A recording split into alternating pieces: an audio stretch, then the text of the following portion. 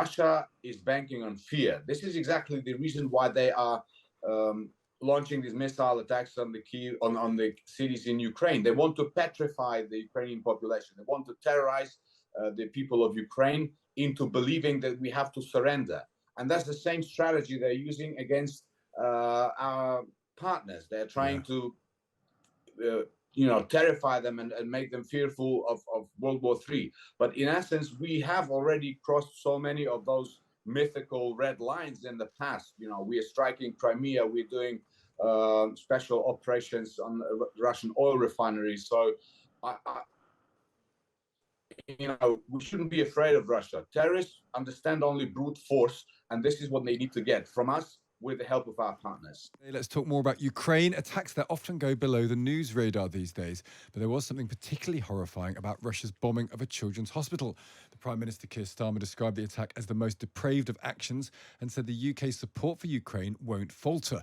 We're joined now by Yuriy Sak, advisor to the Ukrainian Minister of Strategic Industries. Good morning to you, Yuriy. Good morning. Good morning.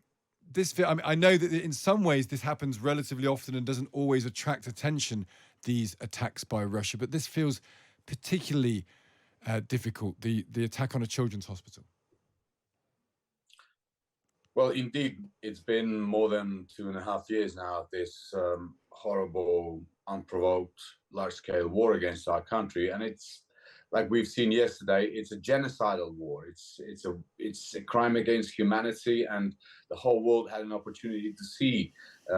Last night, actually, representatives of different embassies from all over the world came to the site of that children's hospital to see for themselves the results of Russian terrorism. In Kyiv, just in Kyiv yesterday, 27 innocent civilians were killed, among them 4 children. A body of a mother and 2 of her young kids, a 9-year-old girl and an 11-year-old boy, were pulled out of the rubber in the evening in the hospital. There was another 7 people who were killed in another private clinic, a maternity clinic in Kyiv. So, 2.5 years, we Ukrainians, we think to ourselves that we are used to seeing this horror and we're used to realizing how depraved and degraded the Russians are. But then they do something that shows to us that they're capable of stooping to even more new lows. And how do you feel about NATO meeting today? The Americans did come through with support. The UK is still providing support. Is enough support coming from NATO countries for the needs of the war as it currently is?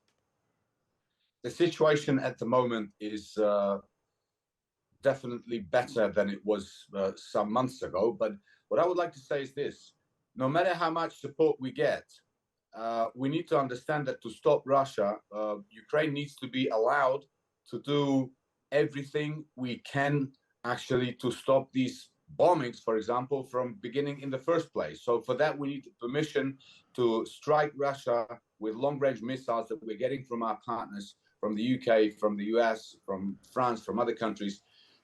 We need to be able to strike them, for example, at their airfields, from which these bombers are taking off. Yesterday, 38 missiles were fired at Ukraine, a combined missile attack, ballistic missiles, cruise missiles, hypersonic missiles.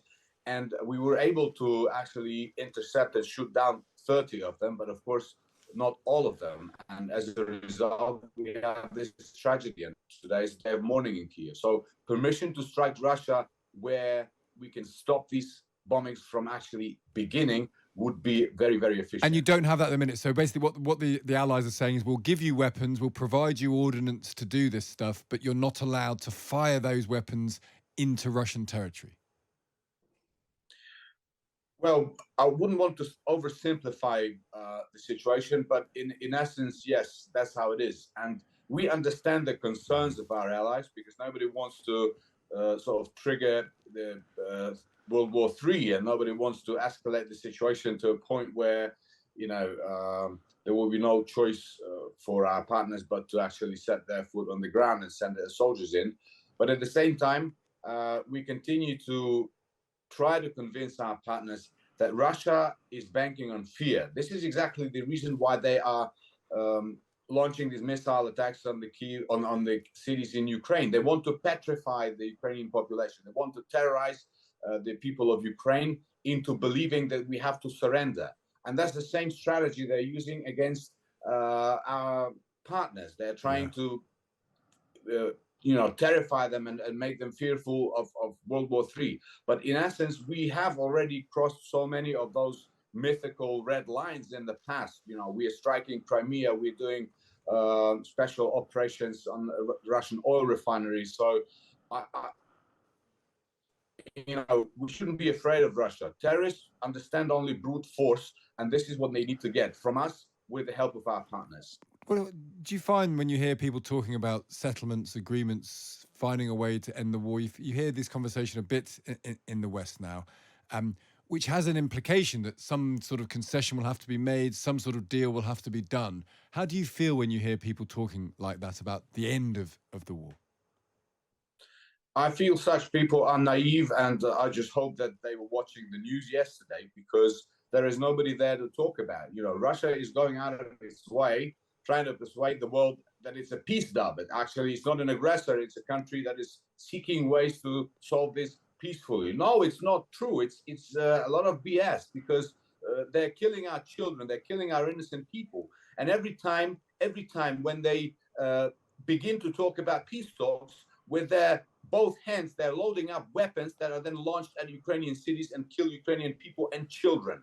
So the talk of any peace talk with terrorists is a fairy tale, and anybody who believes it is just naive and maybe shouldn't be in the politics at all. Well, we have one politician who was recently elected, a man called Nigel Farage, leader of the Reform Party. He did have that conversation. He also suggested that one of the reason behind the war is NATO and EU expansion. Russia was provoked by NATO and EU expansion. You must have heard that argument before. What do you say to people who say that? Well, we've heard that argument, of course, and there is a Nigel Farage in pretty much every European country and around the world. But, what Nigel Farage said is straight out of the Russian propaganda textbook, and it doesn't have anything in common with the reality. And like I say, to put it mildly, such people are naive. They don't realize what kind of terrorists we are dealing with. These are not terrorists who have any logic or sense. They have no regard for human life, neither for the life of the opponent, nor for the life of their own soldiers, because they're like spending their soldiers, they're killing them on the front lines in hordes, in meat grinder attacks. So it's naive. Well, listen, Yuriy, we'll hope that NATO continue their support of Ukraine when they discuss things later this week. Good to speak to you. Thank you for joining us. Thank you. That's Yuriy Sak, advises the Ukrainian Minister of Strategic Industries. And of course, NATO meet today. To give you an idea of sort of Keir Starmer's perspective, he's expected, reporting by The Times this morning, to put a push for Ukraine to be put on an irreversible path to NATO membership. Not only that, remember, he called President Zelensky straight after being elected, stressed that a change of government in the UK would make no difference to the UK's support.